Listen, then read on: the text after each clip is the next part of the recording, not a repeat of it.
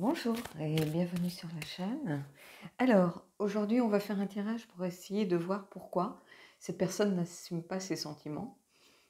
Qu'est-ce qu'on peut faire éventuellement? Alors, ne pas assumer ses sentiments, ça peut être justement le fait de vous aimer moins aussi. Il faut que vous en soyez conscient quand vous regardez, c'est pas forcément juste un problème d'engagement ou voilà, qu'il n'ose pas vous dire qu'il vous aime. On peut aussi très bien avoir un tirage qui aille dans une direction tout autre, hein, qui peut-être justement que ses sentiments ont changé par rapport à une relation. Donc, il faut que vous en soyez consciente avant de regarder.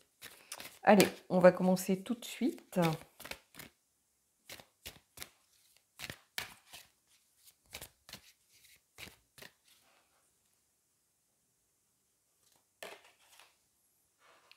On a le charron, le passeur, The Ferryman. Nécessité, focus, transition. Donc on a quelqu'un en évolution ici qui est en train de... Alors c'est pas de voyager, de faire peut-être une introspection ou qui est en train d'être focus sur quelque chose de nécessaire, mais quelque chose de personnel en fait. Donc on va essayer de creuser un peu autour de ça, mais Charon, c'est le passeur donc qui fait passer les âmes en réalité, hein. Et ici, il y a quelque chose de l'ordre du nécessaire, et le fait d'avoir une personne vraiment focus sur cette chose et transition, donc quelqu'un qui est en train de vivre une transition personnelle, spirituelle peut-être, hein. C'est souvent ce jeu, on retrouve souvent quelque chose de spirituel, de l'ordre du passage, de l'ordre ça peut être des énergies très sombres, hein. Quand on tire Lilith, il y a la fin par exemple, euh, je ne sais plus quels sont ses mots-clés à elle, mais c'est pas forcément toujours la vie est rose, hein. On l'a utilisé, ce jeu, c'est le mausoléa, je l'ai utilisé, on a eu la guérison, la grâce, l'acceptation. Donc oui, là, ça va, c'est la personne sans âge, mais on peut avoir des choses beaucoup plus dures. J'ai tiré Lilith l'autre jour, mais parce que je travaille avec Lilith en ce moment, et évidemment, je ne vais plus la retrouver. Il n'y a pas beaucoup de cartes hein, dans ce jeu.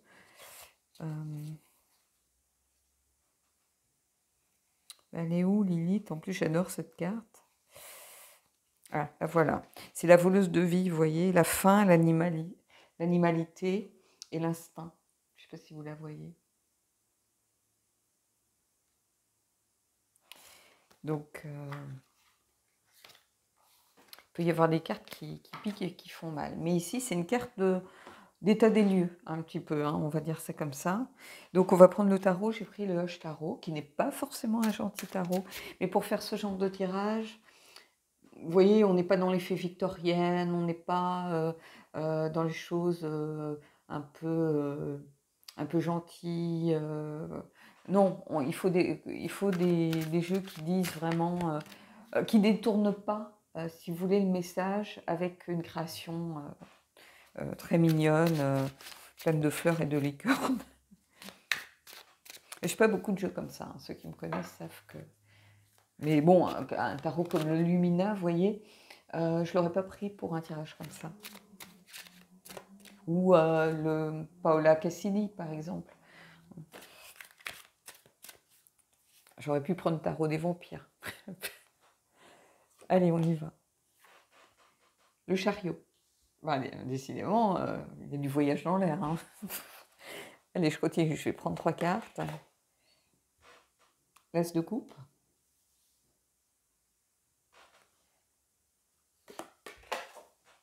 La tour. Ah ben, comme ça... Alors, bon, on va pas se mentir, hein. Ici, transition, focus, nécessité, j'ai l'impression que cette personne, je ne sais pas si vous êtes à la fin d'une histoire, ou, mais le chariot, il y a cette idée de faire des choix, donc un choix nécessaire, puisqu'on a la carte de la nécessité juste avant, un choix nécessaire, quelqu'un qui a décidé de se consacrer justement au besoin, à la nécessité de faire ce choix, et il y a l'idée d'une transition, du début de quelque chose après avoir détruit pour reconstruire, hein. Là, on aurait pu inverser les deux cartes, hein. Ici, avec ce tarot particulièrement, le chariot, c'est un peu retrouver un certain une certaine mainmise, un certain triomphe, mais j'aime pas le mot triomphe, une certaine mainmise pardon, sur des forces qui s'opposent. C'est-à-dire on est tiraillé, on est pris entre... là, c'est vraiment le sens d'être tiraillé entre deux choix. Hein. C'est aussi quelqu'un qui va être obligé de se raccorder à son pouvoir pour faire ce choix, qui n'est pas un choix évident. Avec cette idée que il va falloir vraisemblablement retrouver une certaine confiance, aller vers la résilience, survivre avec des cicatrices et tirer les leçons du passé. Donc là, je pense qu'en fait, il y a soit une rupture qui s'annonce, soit vous êtes à la fin d'une relation. On va pas se mentir, les cartes, c'est pas pour vous dire que vous allez rencontrer le prince charmant. Hein. Ça peut, mais en règle générale, voilà, quelqu'un qui rencontre le prince charmant, il s'en fout des cartes, hein, il vit sa best life. Donc, et ici, il y a cette idée vraiment d'être à l'aube de quelque chose de nouveau au niveau des couples, ça c'est sûr, hein, puisqu'on a l'as de coupe, il y a quelque chose de nouveau qui s'annonce. Hein. C'est aussi une carte de guérison, hein, pour certains, et de réminiscence du passé. Et à l'inverse, ça va être quelqu'un qui est un peu comme anesthésié, comme qui se sent vulnérable en fait. D'où ce besoin de détruire pour reconstruire. Je pense que vous êtes sans doute... Alors, il faut vraiment faire attention parce que beaucoup se méprennent avec l'idée du manque d'amour et d'une rupture. Quand on se sépare de quelqu'un, ça ne veut pas dire qu'il n'y a plus d'amour. Il faut que vous en soyez conscient. Parce que, ça je me tue à le répéter et je sais que beaucoup d'entre vous n'aiment pas que je dise ça, mais quand on aime quelqu'un, on devrait être heureux qu'il soit heureux avec quelqu'un d'autre ou sans nous du moins. Parce que si on aime sincèrement et vraiment quelqu'un, le but c'est qu'il soit heureux, peu importe avec qui, comment, voilà. Hein. Sinon c'est de l'ego. L'ego, on l'a tous vécu, hein, moi comme les autres. Hein. Et ici, je vois pas forcément de manque d'amour, je vois plutôt une nécessité, en réalité. Comme si vous vous faisiez du mal mutuellement. Parce qu'il y a cette destruction ici, il ne faut pas oublier que la tour, c'est aussi une libération, en fait. C'est des projets qui s'effondrent, hein, puisqu'on est en fin de parcours. Donc là, on prend conscience de la réalité des choses, c'est-à-dire que des projets qu'on a pu faire, il va falloir les mettre de côté ou les abandonner, ou peut-être les poursuivre, mais seuls, chacun de son côté. C'est une carte de changement, soudain et rapide, mais c'est aussi, et avec ce jeu particulièrement, une carte qui invite à se poser les bonnes questions pour se libérer de choses qui ne vous vont plus et se disputer H24, 7 jours sur 7, pour des broutilles sans raison, pour peut-être le plaisir de se réconcilier derrière, mais après on se redispute à nouveau, c'est pas une vie. Hein. Quoi que vous en pensiez, quoi que vous en disiez, parce que j'entends le discours, et bizarrement, ce sont souvent des jeunes personnes qui n'ont pas vécu vraiment, voilà, qui n'ont pas une grande expérience de la vie et qui me disent mais j'aime cette personne, elles sont prêtes à tout accepter, tout ça par peur de perdre l'autre. Mais de toute façon, vous avez déjà perdu l'autre. Hein. Parce que pardonner à quelqu'un qui est parti voir ailleurs, il est déjà allé voir ailleurs. Et pourquoi il n'irait pas voir ailleurs à nouveau, puisque de toute façon, vous lui pardonnez. Vous voyez, donc c'est un puits sans fond, en réalité. Et ici, c'est un peu ça. C'est-à-dire que c'est une carte qui invite à se poser les bonnes questions. Est-ce que finalement, c'est pas la chose juste à faire? Et ça ne veut pas dire qu'on n'aime plus l'autre. Et que des fois, il faut mieux se quitter avant d'en venir à de l'aigreur, de l'amertume. Alors, la haine, pour moi, c'est presque encore de l'amour, mais voir de la haine, vous voyez, où on te veut du mal, où on a envie de lui pourrir la vie, ou est-ce qu'on a envie de rentrer dans ce genre d'énergie? Parce que ça, c'est une perte d'énergie, par contre. Et là, on a quelqu'un qui a envie de s'éloigner. C'est le moment pour cette personne, vraisemblablement, de passer à autre chose. Il y a cette idée de passage, il y a cette idée de voyage, il y a cette idée de transition, de chariot qui doit faire un choix. C'est un choix qu'on ne peut pas, si vous voulez, reporter, ou voilà, c'est un choix qu'on doit absolument faire. parce qu'on est tiraillé, il y a des forces qui s'opposent en fait. Et c'est une carte de reprise de pouvoir.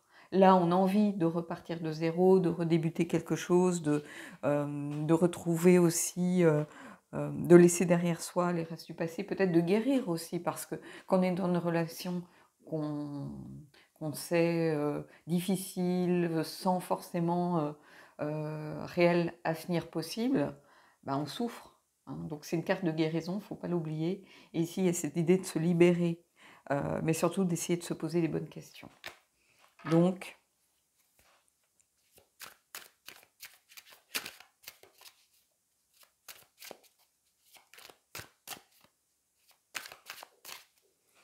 allez, on continue. Et on a le 9 d'épée, ici. Ben oui, le 9 d'épée parce que c'est une relation qui crée des angoisses, et des angoisses personnelles, en fait. C'est-à-dire qu'on se fait ses propres films. Avec ce jeu ici, il y a une idée d'angoisse, de peur créée par soi. Hein. Et à l'inverse, ici, je la vois plutôt dans son sens premier, cette carte. Hein. Parce qu'à l'inverse, il y a quelque chose de relié à la spiritualité. C'est-à-dire que peut-être qu'on, dans ce cas-là, on remet le focus, et s'expliquerait le mot focus ici, sur quelque chose. On a envie de quelque chose de plus sain, de plus apaisé, de plus serein, euh, de plus en accord avec peut-être ce vers quoi l'on tend et ce à quoi on aspire en réalité. Hein, c'est-à-dire une relation voilà, calme, apaisée, tranquille, légère, où on n'est pas en train de se bouffer le nez à longueur de temps. Donc ici, il y a cette idée, oui, bah, évidemment des angoisses, mais surtout des peurs créées par soi-même. Hein, c'est-à-dire que soit l'un ou que soit l'autre, vous créez vos propres peurs dans une situation qui peut devenir très vite très toxique. Il y a cette idée éventuellement de culpabiliser aussi, parce qu'on sait qu'on fait du mal à l'autre, si vous voulez. Et tout ça, ça crée des angoisses et une sorte de maelstrom inextricable, d'où on ne sait pas comment sortir. C'est ça, en fait, ici que l'on a. Et cette culpabilité, finalement, ça ramène cette personne au fait qu'elle n'assume pas ses sentiments. Parce qu'elle a l'impression qu'en se libérant, elle va retrouver cette paix. Il y a une sorte de fatigue aussi, physique, psychologique et émotionnelle, hein, qui découle d'une situation conflictuelle, automatiquement. Hein. Et c'est pour ça que quand je vous disais, ce tirage, il parle de sentiments, oui, mais ça peut parler de la disparition de sentiments amoureux, par exemple. Parce qu'on en vient à ne plus s'aimer soi-même. On ne s'aime plus d'accepter ce genre de choses, on ne s'aime plus du mal aussi qu'on peut faire à l'autre. Et puis on risque de ne plus aimer l'autre. Et des fois, il faut mieux partir tant qu'on a encore, justement, des sentiments. Pour pas... je pense que dans un but aussi de ne pas galvauder l'histoire. C'est-à-dire ne pas détester quelque chose qui nous a apporté un moment. On a aimé cette personne, on a peut-être vécu avec elle, on a peut-être fait des projets avec elle, et voilà, et on a l'impression que tout s'écroule, hein, la tour est sortie, donc voilà, on va essayer de voir comment on peut faire, comment on peut essayer de trouver le chemin de la guérison, par exemple.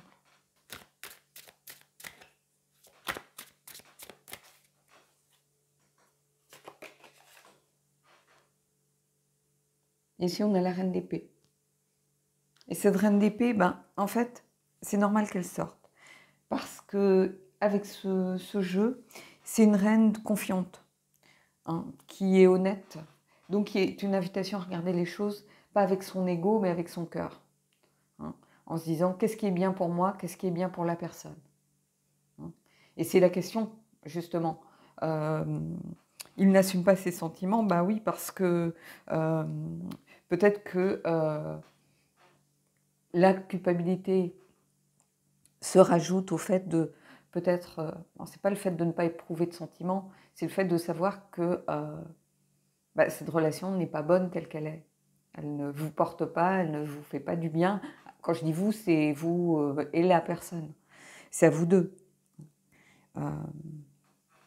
Et donc la reine d'épée, c'est une invitation, vous comme la personne, à regarder les choses en face et à vous poser les bonnes questions. Quelles sont mes limites dans une relation? Qu'est-ce que je suis prête à accepter? Qu'est-ce que je suis prête à faire peut-être pour, voilà, à défaut d'avoir vécu peut-être une belle histoire, ben, vivre une belle ou une bonne séparation. On vous invite aussi à ne pas vous tourner vers l'ego, c'est-à-dire à répondre avec votre ego à l'autre. Hein, oui, vous pouvez être blessé, oui, vous pouvez être en souffrance, mais la personne l'est aussi, en réalité. Ici, je le ressens, hein, que cette personne est en souffrance. Je le ressens avec cet as de coupe ici, qui est une carte de guérison. Donc, quand une carte de guérison sort, c'est qu'il y a une souffrance de l'autre côté. Hein. Et puis ici, avec la reine d'épée, il y a quelque chose qui est de l'ordre de la détermination. C'est-à-dire qu'une fois que les choix ont été faits, voilà, on ne va pas revenir sans... Là, c'est pas la même chose que s'engueuler, se réconcilier, s'engueuler. Là, il y a eu une décision de prise, en fait. Et c'est ça qu'elle vient marquer un petit peu, cette carte. Et elle va finalement mettre fin aux angoisses, parce que l'angoisse, en fait, les peurs que l'on a dans ce genre de situation, c'est le fait de ne pas savoir, de ne pas comprendre. Vous voyez, vous sentez quelqu'un prendre de la distance, vous sentez que ça ne va pas trop, vous commencez à gamberger, il va me quitter, il va ceci, il va cela, il a une maîtresse ou elle a un amant, ou bref, on se fait ses propres films. Là, le fait de mettre les choses à plat, on sait finalement ce qui ne va pas. Et c'est beaucoup plus facile à accepter en réalité que de voir partir quelqu'un sans savoir pourquoi il part. Là, à partir du moment où les choses seront dites, on regarde les choses en face avec du discernement, de l'honnêteté, de la sincérité, c'est beaucoup plus facile de se reconstruire derrière. Hein. N'oubliez pas, il y a détruire ici, mais il y a reconstruire et il y a se libérer surtout.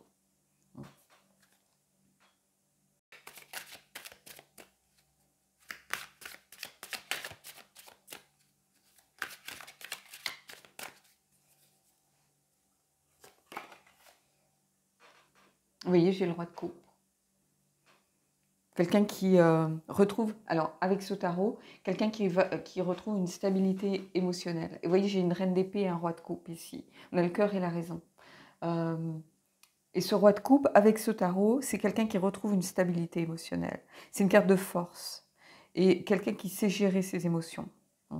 Je retrouve moins cette idée de contrôle absolu sur les émotions, la maîtrise. Non, c'est plutôt quelqu'un qui a retrouvé une sérénité, une stabilité. Ça ne veut pas dire que c'est facile, ça ne veut pas dire que c'est quelqu'un qui n'a pas de regrets ou le vit forcément bien, mais quelqu'un qui sait qu'il a fait le bon choix, et maintenant il va falloir entamer le travail de deuil, le travail de guérison. Hein. Parce que vous voyez, on a un couple, mais les deux regardent dans une direction opposée presque. On a quelqu'un qui est un peu plus tourné vers là, et vous voyez, on a l'impression que c'est pas un franc tour. On a des gens qui commencent à se séparer, à regarder un peu chacun de leur côté. C'est l'amorce de quelque chose ici. Je vais prendre une dernière carte qui viendra un peu chapeauter l'ensemble. D'ailleurs, je vais remonter. On va essayer de faire en sorte que vous voyez le tirage.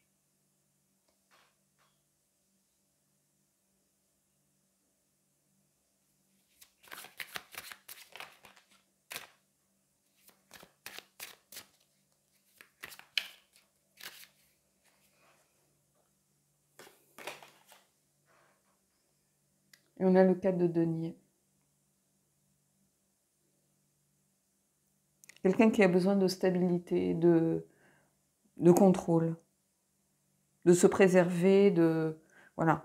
Il y a cette idée de se préserver ici. Quelqu'un qui doit renouer sans doute avec peut-être des choses concrètes, des choses qui arrivent à l'ancrer dans la réalité. Hein. J'ai l'impression que vous étiez dans une relation peut-être très tumultueuse, très passionnelle. Et c'est bizarre parce qu'on n'a pas de bâton à être sorti ici. Donc il faut à un moment faire le choix du cœur ou de la raison. Le chariot est sorti et finalement on a des épées découpes et ici on a le besoin de se réancrer dans une réalité qui est en rapport avec des vérités à dire ou à verbaliser du moins. Euh, il y a besoin que chacun reprenne, et ça c'est valable pour vous deux, il y a besoin que chacun reprenne un contrôle.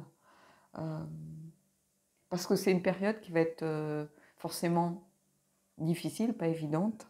Hein. Il ou elle n'assume pas ses sentiments. Bah, il y a cette idée de ne pas assumer peut-être aussi la passion, l'amour, voilà, tel que vous le vivez ici. Hein, on est plus dans le genre d'énergie, en réalité.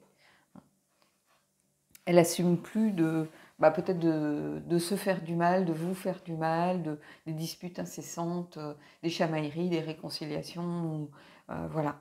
Et il y a un besoin, là sans doute d'ancrage, de se préserver soi-même, de se mettre en mode carapace un peu pour pouvoir entamer le processus de guérison qui doit arriver derrière.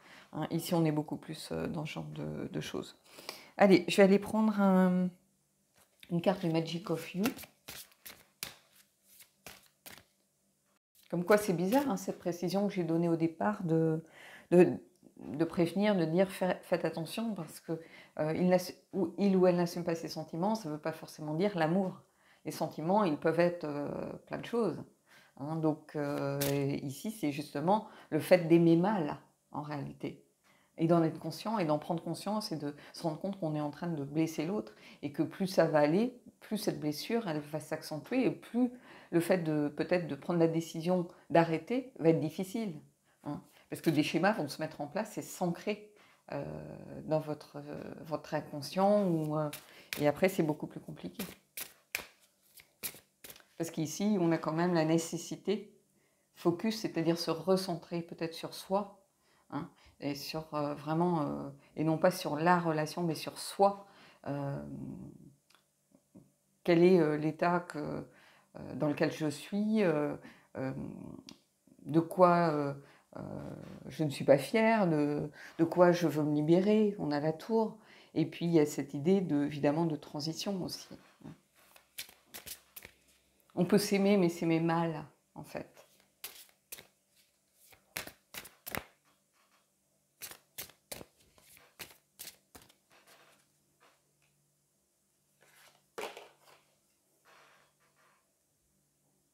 Détox. Cleanse and restore yourself.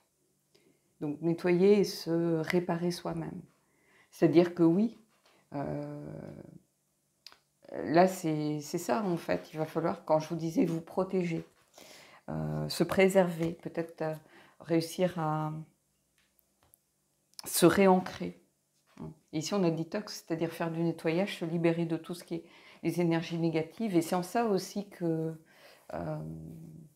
j'ai l'impression que ce tirage était nécessaire par rapport à ça, parce que certains d'entre vous sont dans une relation où vous vous aimez peut-être, mais vous aimez mal, pas de la bonne façon, et vous vous faites au final plus de mal que de bien.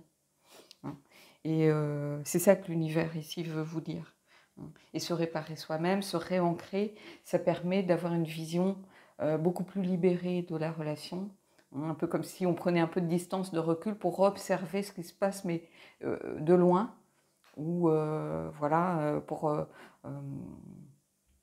être moins dans le tourbillon, si vous voulez. Quand on est trop dans le tourbillon, que tout va trop vite, on n'a pas le temps de voir les choses. Et là, c'est prendre le recul, avec le 4 ici, prendre le recul nécessaire, justement pour essayer d'analyser avec la reine d'épée, avec l'aide et l'énergie de la reine d'épée, et du roi de coupe, évidemment, mais de la reine d'épée particulièrement qui est au centre, de regarder les choses avec lucidité, avec sincérité, honnêteté surtout. Hein. De regarder les choses pas avec votre ego. Parce qu'il y a autant de souffrance d'un côté que de l'autre, et de blessures. Hein. Je ne vois pas cette personne partir pour quelqu'un d'autre, vous voyez. Hein. Ça peut, hein, avec l'as de coupe, avoir envie de renouveau, mais en fait, c'est de renouveau par rapport à l'état actuel. C'est-à-dire que la personne n'en peut plus de cet état. Cette carte, elle est vraiment associée ici à la libération. Et, hein.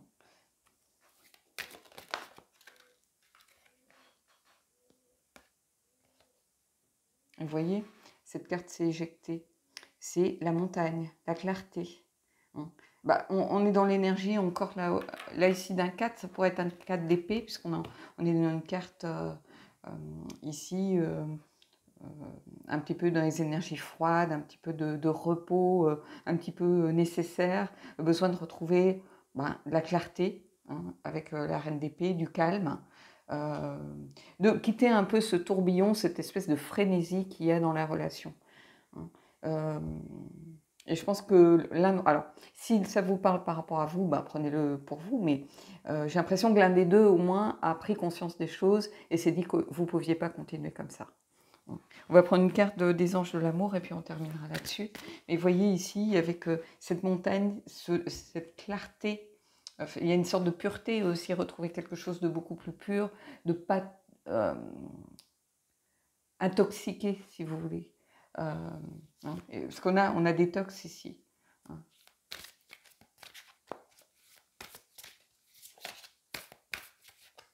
Besoin de se réparer, et de se réparer peut-être par justement le fait de prendre du repos au niveau émotionnel et au niveau aussi des toutes les idées du neuf ici qu'on peut brasser à longueur de temps, quoi. Hein. Il y a besoin de pause, de souffler.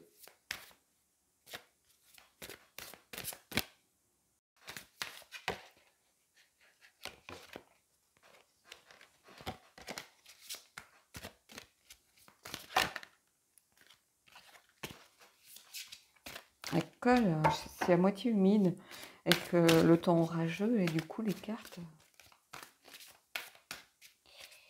Allez. Vous méritez l'amour, vous êtes digne d'être aimé. Oui, en fait, il ne faut pas le prendre par rapport à vous, là encore. Hein. Je l'ai dit dans une vidéo précédente, c'est pas personnel, c'est pour le bien de vous deux, en réalité. Donc, commencez pas à vous dire, mais voilà, c'est de ma faute, à culpabiliser, ou à vous dire, je suis pas digne d'être aimée, je suis pas ceci, je suis pas cela. Non, ça n'a rien à voir avec vous, il faut être deux pour avoir ce genre de relation. Hein. Et donc, ici, vous méritez l'amour, oui, et vous méritez un amour dans la sérénité, pas un amour toxique. Hein. Vous méritez vraiment l'amour. Donc, n'allez pas commencer à vous dire oh, c'est de ma faute, j'ai dû faire ci, j'ai dû dire ça, j'aurais pas dû faire, j'aurais dû faire. Non, vous cherchez pas des raisons, des excuses, que la faute est sur vous, de la culpabilité. Non, pas du tout. Hein. Et cette carte, elle s'adresse à vous deux. Hein. C'est simplement que peut-être que c'est pas le bon timing, peut-être que il y a presque trop d'électricité. Mais vous voyez, on n'a pas de... je crois pas qu'on ait de bâton à être sorti de quelque chose de passionnel forcément. Mais il y a une mécanique qui a commencé à se mettre en place et on aurait pu voir le diable, par exemple, à sortir. Hein. Avec cette intensité un peu toxique ou cette espèce de codépendance ou une carte de... Je crois qu'il y a codépendance dans avec ce jeu, on aurait pu l'avoir aussi, par exemple. Hein.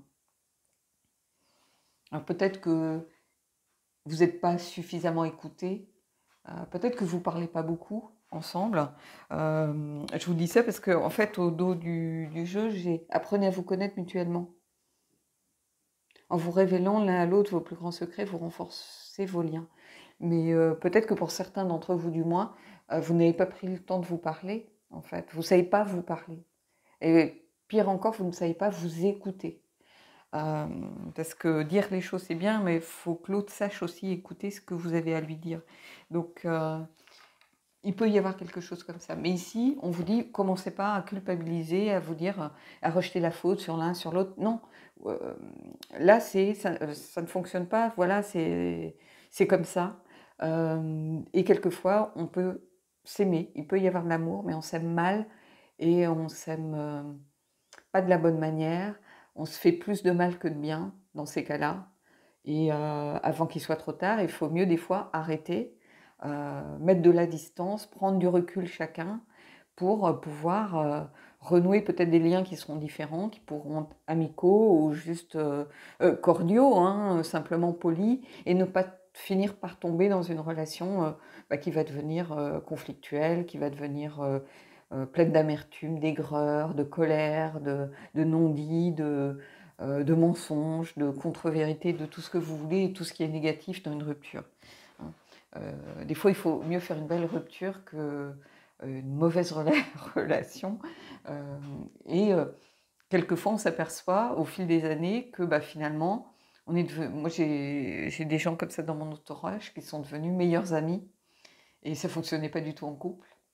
Et ils se faisaient beaucoup de mal et à un moment, tout le monde leur a dit: «Mais arrêtez les frais quoi, heu, vous savez pas vous aimer donc ça va pas, vous allez vous déchirer».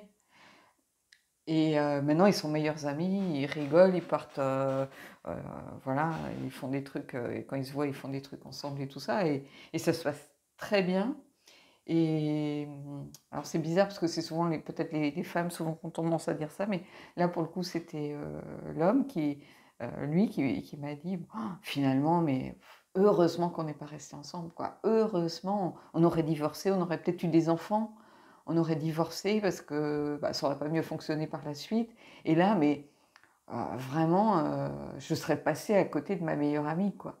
Et c'est beau quand ça se passe comme ça, donc je vous le souhaite aussi, hein. Donc voilà, écoutez, j'espère que j'ai pu aider certaines d'entre vous, hein. Dites-le moi en commentaire et puis moi je vous souhaite, de belles choses pour la suite et je vous dis à bientôt.